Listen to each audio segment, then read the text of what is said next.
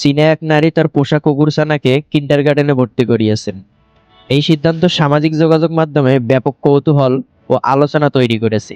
6 মাস বয়সী সাদা রঙের স্যামেট প্রজাতির এই কুকুরছানাটি দেখতে যেমন আকর্ষণীয়, তেমনি স্বভাবেও বন্ধুত্বপূর্ণ।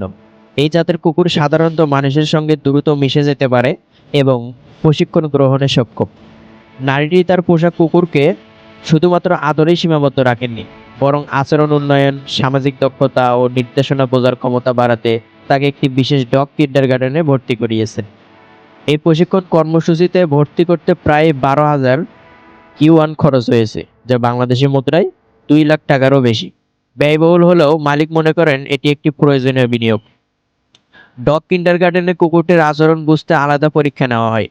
অতিরিক্ত ঘেউ ঘেউ বা আক্রমণাত্মক আচরণ কমাতে বিশেষ প্রশিক্ষণ দেওয়া হয়, যা পোষ্যের উন্নয়ন আচরণ গঠনে সহায়ক।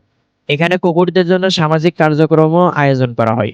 অন্যান্য কুকুরদের সঙ্গে খেলাধুলা, মেলামেশার মাধ্যমে সামাজিকভাবে আরও স্বাচ্ছন্দ্যপূর্ণ আত্মবিশ্বাসী হয়ে ওঠে। সেবার অংশ হিসেবে প্রতিদিন কুকুরটিকে বাড়ি থেকে নিয়ে যাওয়া এবং ফেরত পৌঁছে দেওয়ার সুবিধা রয়েছে।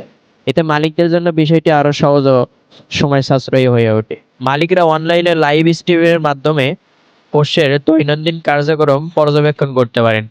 পাশাপাশি নিয়মিত স্বাস্থ্য পরীক্ষা নিশ্চিত করা হয়, যা পোষ্যের সুস্থতা বজায় রাখতে সাহায্য করে। কুকুরটির মালিক জানিয়েছেন, ব্যস্ত জীবনের কারণে তিনি পোষা প্রাণীকে যথেষ্ট সময় দিতে পারেন না, তাই উন্নত যত্ন ও প্রশিক্ষণের জন্য এই ধরনের পেশাদার সেবা বেছে নিয়েছে। চীনে পোষা প্রাণীর জন্য এমন ব্যয়বহুল সেবার চাহিদা দ্রুত বাড়ছে। অনেকেই এখন পরিবারের সদস্য হিসেবে দেখছেন, যা আধুনিক জীবনধারা ও মানসিকতার একটি নতুন প্রতিফলন।